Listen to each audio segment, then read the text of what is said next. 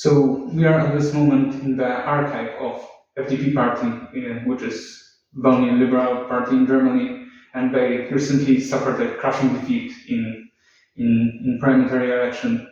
What do you think are the lessons here for liberalism and libertarians who want to make a change through politics? We need to be more effective communicators.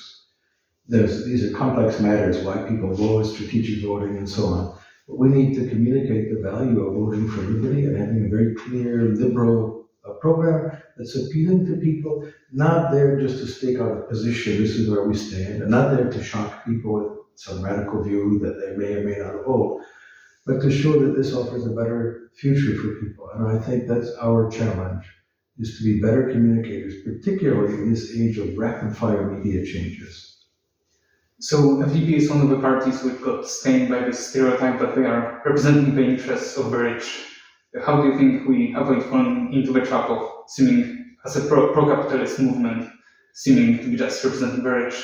Well, one of the things is to point out the cronyism that the other parties represent, because they say we're for the average people and they're enriching their own leaders and their cronies and their friends.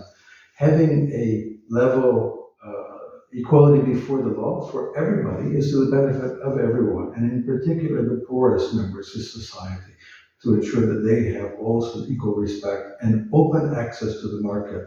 All these privileges and interventions accrue benefits to the small minority clustered around the people who hold power. And it used to be the case that liberals were better at communicating that. So if you look at the Liberal Party in England, they pointed out free trade raises wages. This is true, and it needs to be the point that we communicate to people that wage earners are the primary beneficiaries of free trade, not the rich. So libertarians have been quite excited about Milei and Argentina, but are libertarians learning of their own lessons from Argentina? Is there this new openness for populism in the very broadly defined libertarian movement because of Argentina? Argentina has some unique characteristics that have been swirling around the drain, if you will, going down and down and down for quite a long time. And people were finally fed up. And Milei was able to channel that anger. He campaigned in a very angry style. However, once in office, he hasn't done any of the scary things you normally associate with angry politicians of that sort. A couple of mistakes and some false steps, but this is normal in any kind of strategic interaction. And it's generating positive benefits. Inflation has come down. People can see some light at the end of the tunnel, that they're going to escape from this downward spiral. It's not clear that that strategy is going to work in a lot of other countries. So that's where we have to be very careful.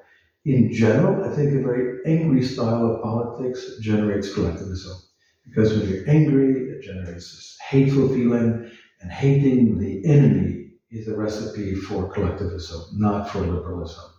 So I don't think that the Argentine case is a particularly good model for everyone else, but there are things to be learned from that, and that had to do with what he did to assemble a coalition in the Congress.